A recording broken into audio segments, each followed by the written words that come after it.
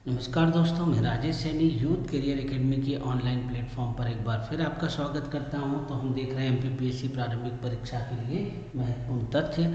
और ये जो तथ्य आज हम लेकर के आए हैं, इन तथ्यों को भूलना मना है।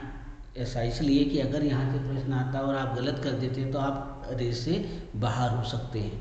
तो क्योंकि ये प्रश्न सभी ने अच्छे से रट रखे हैं, आपको भी याद करना है, अच्छे से याद करना है, इसमें कोई कोताही नहीं बरतनी है। ठीक है, तो अगर हम इसकी बात करें तो हम देखते हैं कि मध्य प्रदेश की राजनीतिक स्थिति की अगर हम चर्चा करें तो मध्य प्रदेश में 4 प्रमुख राजधानी केंद्र हैं, जिनको अलग अलग समय या अलग अलग उपनाम से जाना जाता है। जैसे प्रशासनिक राजधानी सभी जानते हैं भोपाल है, ठीक है, लेकिन आर्थिक राजधानी और खेल राजधानी इंदौर को कहा जाता है। इंदौर को मिनी मुंबई के नाम से भी जाना जाता है और इंदौर जो है मध्य प्रदेश की आर्थिक राजधानी कहलाती है, साथ ही साथ खेल नगरी भी कहलाती है।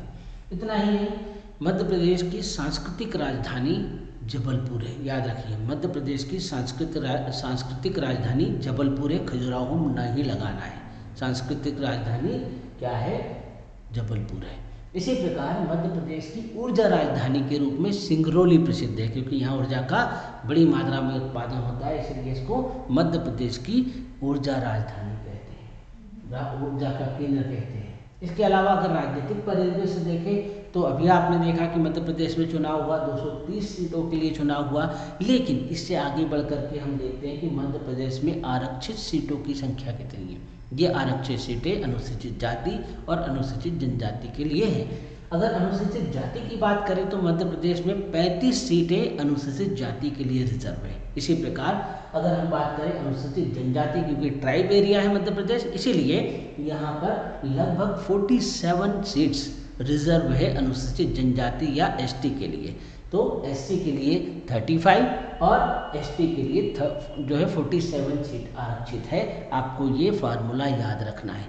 इससे भी ज़्यादा अगर अंदर जाकर प्रश्न पूछ सकता है तो पूछ सकता है कि मध्य प्रदेश में लोकसभा सीटें कितनी हैं, 29 सबको याद है, लेकिन इसमें अनुसूचित जाति के लिए कितनी सीट है तो 4 सीटें, जबकि अनुसूचित जनजाति के लिए कितनी है तो 6 सीटें। इसको याद रखने की आवश्यकता है, ये महत्वपूर्ण प्रश्न बनेगा और अगर आपको याद रहेगा तो आप पिछड़ेंगे नहीं। तो इसलिए मैंने कहा भूलना मना है, इसको बहुत अच्छे से याद करिए। ठीक, इसी के साथ मध्य प्रदेश में 11 राज्यसभा सीटें हैं, ठीक है, और इन 11 राज्यसभा सीटों में वर्तमान में जो है जो है आपके सितंबर में 2 महिलाओं को उपचुनाव के तहत जो है उसमें नियुक्त भी किया गया। ठीक है, आगे की वीडियो में हम देखेंगे उनके नाम भी।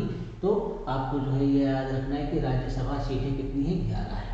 इसके अतिरिक्त इस बात को लेकर बड़ा कन्फ्यूजन होता है बच्चों को कि हाई कोर्ट कहाँ पर है मध्य प्रदेश का, या फिर खंडपीठ है कि हाई कोर्ट ही है। तो याद रखिए, मध्य प्रदेश का हाई कोर्ट जबलपुर में है और मध्य प्रदेश में हाई कोर्ट की 2 खंडपीठ हैं, एक इंदौर में और दूसरी ग्वालियर में। इसमें भी गलती नहीं करनी है, नहीं तो आप बहुत पीछे हो जाएंगे। अगर अपने आप को रेस में बनाए रखना चाहते हैं तो ऐसे प्रश्नों को भूल कर भी नहीं भूलना है। ठीक है, तो अच्छे से पढ़ना है, इसे अच्छे से याद करना है। ठीक, आज की वीडियो में इतना ही, अगले वीडियो में फिर मिलेंगे। वीडियो अच्छा लगे तो लाइक और सब्सक्राइब करें और दूसरों को सजेस्ट करें। धन्यवाद।